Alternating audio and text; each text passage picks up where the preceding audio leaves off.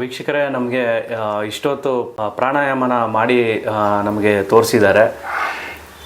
ಇದನ್ನು ನೀವು ಮನೆಯಲ್ಲಿ ಮಾಡ್ಕೊಳ್ಳಿ. ನಿಮಗೇನು ಉಪಯೋಗ ಆಗಿದೆ ಅದನ್ನು ನಮ್ಮ ಕಮೆಂಟ್ ಬಾಕ್ಸ್ನಲ್ಲಿ ತಿಳಿಸಿ. ಹಾಗಾಗಿ ನಮಗೂ ಅನುಕೂಲ ಆಗುತ್ತೆ. ಸೊ ನಿಮ್ಮ ಏನೇ ಪ್ರಶ್ನೆಗಳಿದ್ದರೂ ನಮ್ಮ ಕಮೆಂಟ್ ಬಾಕ್ಸ್ನಲ್ಲಿ ತಿಳಿಸಿ, ಅದನ್ನು ಉತ್ತರಿಸುವಂಥ ಪ್ರಯತ್ನ ನಮ್ಮ ಡಾಕ್ಟರ್ ಸುಬ್ರಹ್ಮಣ್ಯ ರೆಡ್ಡಿ ಅವರು ಅದಕ್ಕೆ ಉತ್ತರವನ್ನು ನೀಡ್ತಾರೆ ಅಂತ ಭಾವಿಸ್ತಾ ಇದ್ದೀನಿ. ಸರ್, ಇವಾಗ ನೀವು ಪ್ರಾಣಾಯಾಮದ ಬಗ್ಗೆ ತಿಳಿಸ್ಕೊಟ್ರೆ, ಸೊ ಈ ಮುದ್ರೆ ಬಗ್ಗೆ ಮಾಹಿತಿನ ನೀಡಬೇಕು. ಮುದ್ರೆ ಅಂದ್ರೆ ಏನು ಸರ್? ಮುದ್ರೆ ಏನು ಉಪಯೋಗ? ಮುದ್ರೆಗಳಂದ್ರೆ ನೋಡಿ ಸರ್, ಮುದ್ರೆಗಳು ಇದು ಪ್ರಾಚೀನ ಕಾಲದ್ದೇನೆ. ಮುದ್ರೆಗಳು ಮೊದಲಿಂದ ಮಾಡ್ಕೊಂಡು ಬರ್ತಾ ಇದ್ದಾರೆ ನಮ್ಮ ಯೋಗಿಗಳು, ಸಿದ್ಧಯೋಗಿಗಳು, ಕ್ರಿಯಾ ಯೋಗಿಗಳಾಗಲಿ, ಹಿಮಾಲಯನಲ್ಲಿ ಮಾಡೋ ಯೋಗ ಒಂದು ಮುದ್ರೆ ಹಾಕ್ಕೊಂಡು ಮಾಡ್ತಾರೆ. ಏನು ಯಾವ ಪ್ರಾಣಾಯಾಮ ಆಗಲಿ, ಯಾವ ಧ್ಯಾನ ಆಗಲಿ, ಏನೇನಾಗಲಿ. ನಾವು ಇದರಲ್ಲಿ ಈ ಫಿಂಗರ್ಸಲ್ಲಿ ಏನಿದೆ ಶಕ್ತಿ ಅಂದರೆ, ಇಲ್ಲಿ ನಾವು ನೋಡಬೇಕು, ಇಲ್ಲೆಲ್ಲ ತತ್ವಗಳಿದ್ದಾವೆ ಸರ್. ಅಗ್ನಿ ತತ್ವ, ವಾಯು ತತ್ವ, ಆಕಾಶ ತತ್ವ, ಆಮೇಲೆ ಪೃಥ್ವಿ ತತ್ವ, ಜಲ ತತ್ವ ಇದೆ. ಈ ತತ್ವಗಳು ಇಲ್ಲಿದ್ದೆ.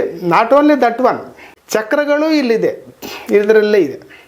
ಎಲ್ಲ ನಮ್ಮ ಎಲ್ಲದಲ್ಲಿ ಇಲ್ಲಿನೂ ಚಕ್ರಗಳು ಇದೆ. ಆಮೇಲೆ ಕೋಶಗಳು ಇದೆ.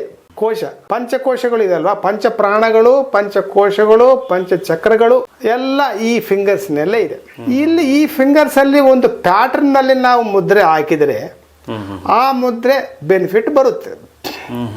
ನಾವು ಈ ತರ ಪ್ರಾಣ ಮುದ್ರೆ ಅಂತ 5 ಮುದ್ರೆಗಳಿದೆ, ಪಂಚಪ್ರಾಣಗಳು. ಆ ಮುದ್ರೆಗಳು ಹೇಳ್ತೀನಿ. ಈ ತರ ಮುದ್ರೆ, ಪ್ರಾಣ ಅನ್ನೋದು ಒಳಗಡೆ ನಮಗೆ ನಾಡಿಗಳಲ್ಲಿ ಹೋಗೋ ವಸ್ತು, ಒಂದು ಪದಾರ್ಥ ಅಂದ್ಕೊಳ್ಳಿ. ಪ್ರಾಣ ಅಂದರೆ ಪ್ರಾಣ ಒಳಗಡೆ ಇದ್ರೇನೆ ನಾವು ಬದುಕ್ತಾ ಇದ್ದೀವಿ, ಇಲ್ಲ ಅಂದರೆ ಇಲ್ಲ. ಹೌದು. ಈ ಉಸಿರು ನಾವು ಹುಟ್ಟುವಾಗ ನಾವು ಮಗು ಹೊಟ್ಟೆನಲ್ಲಿ ಇರುವಾಗ ಆವಾಗ ಏನು ಬಂತು? ಇಲ್ಲೆಲ್ಲ ತಗೊಂಡಿಲ್ಲ ತಾನೆ. ಹೌದು. ಅಲ್ಲಿ ಪ್ರಾಣನೇ ದೇವರು ಕೊಟ್ಟಿದ್ದಾರೆ. ಒಳಗಡೆ ಪ್ರಾಣ ಪ್ರವೇಶ ಆಯಿತು. ಆದ್ದರಿಂದಾನೇ ಆ ಮಗು 9 ತಿಂಗಳು ಬದುಕ್ತಾ ಇದೆ. ಪ್ರಾಣ ಅಲ್ಲಿಂದ, ತಾಯಿಯಿಂದ ಪ್ರಾಣ ಬಂದಿಲ್ಲ ಸರ್. ತಾಯಿಯಿಂದ ಬಂದಿರೋದು ಆಹಾರ ಮಾತ್ರ. ತಾಯಿಯಿಂದ ಬಂದಿರೋದು ಆಹಾರ ಮಾತ್ರ ಬಂದಿದೆ ಅಷ್ಟೇ. ಇಲ್ಲಿ ನಾಭಿ ಹತ್ರ ಆ ಟ್ಯೂಬಲ್ಲಿ ಆಹಾರ ಫೀಡ್ ಆಯಿತು ಮಗುಗೆ. ಬಟ್ ಇದಕ್ಕೆ ಮುಂಚೆ ಪ್ರಾಣ ಎಲ್ಲಿಂದ ಬಂತು? ಆ ಭಗವಂತ ಕೊಟ್ಟಿರೋದು ಪ್ರಾಣ. ಅದು ಹಾಕಿದರೆ ಪ್ರಾಣ ಬಂದಿದ ಮೇಲೆ ಹಾರ್ಟ್ ಫಂಕ್ಷನ್ ಆಗೋದು, ಎಲ್ಲ ಫಂಕ್ಷನ್ಸ್ ಆಗೋದು ಶುರು ಆಯಿತು. ಒಂದು ಕನ್ಸೀವ್ ಆಗೋಂತ 9 ತಿಂಗಳ ತನಕ ಇದು ನಡೀತಾ ಇರುತ್ತೆ. ಆವಾಗ ಮಗು ಪ್ರೋಸೆಸ್ ನಡೀತಾ ಇರುತ್ತೆ. ಆವಾಗ ಹುಟ್ಟಿದ ತಕ್ಷಣ ಏನಾಗುತ್ತೆ? ಮಗು ಹುಟ್ಟಿದ ತಕ್ಷಣ ಏನಾಗುತ್ತೆ? ಅಳುತ್ತೆ.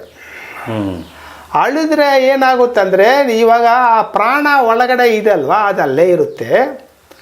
ಯಾವುದೋ ಒಂದು ಸ್ಪೇಸ್ ಕ್ರಿಯೇಟ್ ಆಗುತ್ತೆ ಈ ಚೆಸ್ಟಲ್ಲಿ. ಆವಾಗ ನರ್ಸುಗಳು ಏನು ಮಾಡ್ತಾರೆ ಗೊತ್ತಾ? ಅದು ಮಲಗಿಸಿ ಸ್ವಲ್ಪ ಹೊಡಿತಾರೆ. ಇಲ್ಲಿ ದ್ರವ ಆಚೆ ಬರುತ್ತೆ. ಒಂದು ಕ್ಲೇಶ, ಒಂದು ದ್ರವ ಆಚೆ ಬರುತ್ತೆ, ಮೂಗಿಂದಾನೇ ಬರುತ್ತೆ. ಯಾವಾಗ ಮೂಗಿಂದ ದ್ರವ ಆಚೆ ಬಂದ ಮೇಲೆ ಅಲ್ಲಿ ಸ್ಪೇಸ್ ಕ್ರಿಯೇಟ್ ಆಗುತ್ತೆ. ಇಲ್ಲಿ ಸ್ಪೇಸ್ ಕ್ರಿಯೇಟ್ ಆಗಿ ಆವಾಗ ಈ ಶ್ವಾಸಗಳು ತಗೊಳ್ಳೋದಕ್ಕೆ ಪ್ರಯತ್ನ ಪಟ್ಟುತ್ತೆ. ಅದೇ ಫಸ್ಟ್ ಶ್ವಾಸ ಅನ್ನೋದು. ಪ್ರಾಣ ಯಾವಾಗ ಇತ್ತು ಒಳಗಡೆನೆ, ಮಗು ಹೊಟ್ಟೆ ತಾಯಿ ಹೊಟ್ಟೆನಲ್ಲಿ ಇರುವಾಗ. ಶ್ವಾಸ ಯಾವಾಗ ಬಂತು? ಹುಟ್ಟಿದ ಮೇಲೆ ಬಂತು. ಹುಟ್ಟಿದ ಮೇಲೆ ಈ ಸ್ವಲ್ಪ ಖಾಲಿ ಆಗಿ, ಸ್ವಲ್ಪ ಖಾಲಿ ಬೇಕಲ್ಲ, ಯಾವ್ದಾರ ಒಳಗಡೆ ಹೋಗ್ಬೇಕಂದ್ರೆ ಖಾಲಿ ಸ್ವಲ್ಪ ಬೇಕು. ಖಾಲಿ ಆಗುತ್ತೆ. ಅದು ಲಿಕ್ವಿಡ್ ಫಾರ್ಮ್ ಅಲ್ಲಿ ಖಾಲಿ ಆಚೆ ಆಗ್ತದೆ. ಮೂಗಿಂದನೋ ಬಾಯಿಂದನೋ ಆಚೆ ಬರುತ್ತೆ. ಬಂದ ಮೇಲೆ, ಮೂಗಿಂದ ಮೋಸ್ಟ್ಲಿ ಬಂದ ಮೇಲೆ ಈ ಉಸಿರು ಒಳಗಡೆ ಹೋಗಿ ಸೇರುತ್ತೆ. ಆವಾಗಿಂದನೇ ಮಗು ಶ್ವಾಸಗಳು ತಗೊಳ್ಳೋದು ಪ್ರಯತ್ನ ಪಟ್ಟೋದು. ಬಟ್ ಅದು ಮತ್ತಿಲ್ಲ. ಮಗು ಏನು ಮಾಡುತ್ತೆ ಗೊತ್ತಾ? ಒಳಗಡೆಯಿಂದ ಕೆಳಗಡೆ ಹಿಂಗೆ ತಗೊಳುತ್ತೆ. ಇವಾಗ ಏನು ಹೇಳಿದ್ದೀನಿ, 3 ಡೈಮೆನ್ಷನ್ ಬ್ರೀದಿಂಗು ಮಗುವಿಂದನೇ ಶುರುವಾಯಿತು. ಅದಕ್ಕೆ ಯಾರು ಕಲಿಸ್ಕೊಟ್ಟಿಲ್ಲ. ಅದು ಹೊಟ್ಟೆ ಇರುವಾಗ ಯೋಗಿ ಆ್ಯಕ್ಚುಲಿ. ಆ ಮಗು ಅದು ಆತ್ಮ ಒಂದು ಶರೀರದಲ್ಲಿ ಸೇರುವಾಗ ಇನಿಷಿಯಲ್ ಆಗಿ ಅದಕ್ಕೆ ಏನು ಗೊತ್ತಿಲ್ಲ ಈ ಪ್ರಪಂಚದ ಬಗ್ಗೆ. ಯಾವಾಗ ಅದು ಗೊತ್ತಿಲ್ವೋ ಆವಾಗ ಮಗು ಅದು ಯೋಗಿ. ಅದೇ ಚಿಕ್ಕ ಮಕ್ಕಳು ದೇವರು ಅಂತಾರಲ್ಲ, ಯಾಕೆ ಅಂತಾರಂದ್ರೆ ಅದು ಯೋಗಿ. ಆಮೇಲೆ ಯೋಗಿ ಆಗಿ ಆಮೇಲೆ ಕಲ್ತ್ಕೊಂಡು ನಾವು ಭೋಗಿಯಾಗಿ ಆಮೇಲೆ ರೋಗಿಯಾಗಿ ಆಮೇಲೆ ಮತ್ತೆ ಯೋಗಿ ಆಗೋದು ಟ್ರೈ ಮಾಡ್ತಾ ಇದ್ದೀವಿ ಇವಾಗ. ಅಷ್ಟೇ ತಾನೆ? ನಿಜ. ಅದು ಆ ಪ್ರೋಸೆಸ್ಸಲ್ಲಿ ಮುದ್ರೆಗಳ ಕೆಲಸ ಏನು ಅಂದರೆ, ಯಾವುದೇ ಮುದ್ರೆ ಹಾಕಿ ಇದರಲ್ಲಿ ಈ ಟಿಪ್ಸ್ ಅನ್ನೋದು ಸುಮ್ಮನೆ ಅಲ್ಲ ರೀ, ಇವೆಲ್ಲ ತತ್ವಗಳು ಅಂತ ಹೇಳಿದ್ದೀನಿ. ಯಾವುದು ಎಳಿಬೇಕು, ಯಾವುದು ಕಮ್ಮಿ ಆಗಬೇಕು, ಯಾವುದು ಜಾಸ್ತಿ ಮಾಡಬೇಕು ಎಲ್ಲ ಇದರಲ್ಲೇ ಇದೆ. ಆವಾಗ ಏನಾಗುತ್ತೆ ಗೊತ್ತಾ, ಎಲ್ಲಿ ಸಪೋಸ್ ಇಲ್ಲಿ ಪ್ರಾಣ ಮುದ್ರೆ ಅಂತ ತಿಳ್ಕೊಳ್ಳಿ, ಇದು ಹಿಂಗಿಟ್ಕೊಂಡು ಪ್ರಾಣಾಯಾಮ 3 ಡೈಮೆನ್ಷನಲ್ ಬ್ರೀದಿಂಗ್ ಪ್ರಾಣಾಯಾಮ ಮಾಡ್ಕೋಬೇಕು. ಅದು ಎಲ್ಲ ನಿಮಗೆ ಎಕ್ಸ್ಪ್ಲೈನ್ ಮಾಡಿದ್ದೀನಿ ಅಲ್ವಾ? ಮಾಡಿದ್ದೀರಾ ನೀವು? ನಾವು ಇವಾಗ ಹಿಂಗೆ ಟಚ್ ಮಾಡಿದ್ರೆ ಎಲ್ಲಿ ಪ್ರಾಣ ಇಲ್ವೋ ಅಲ್ಲಿ ಎನರ್ಜಿ ಟ್ರಾನ್ಸ್ಫರ್ ಆಗುತ್ತೆ, ಅಲ್ಲಿಗೆ ಹೋಗುತ್ತೆ ಶಕ್ತಿ. ಆ ಎನರ್ಜಿ, ಈ ಪ್ರಾಣ ಅನ್ನೋದು ಜಾಸ್ತಿ ಕಡೆಯಿಂದ ಹೋಗಿ ಕಮ್ಮಿ ಕಡೆ ಎಲ್ಲಿದೆಯೋ ಅಲ್ಲಿಗೆ ಹೋಗಿ ಸೇರುತ್ತೆ. That is called energy transformation from one point to another point. ಆ ಪ್ರಿನ್ಸಿಪಲೇ ಮುದ್ರೆ.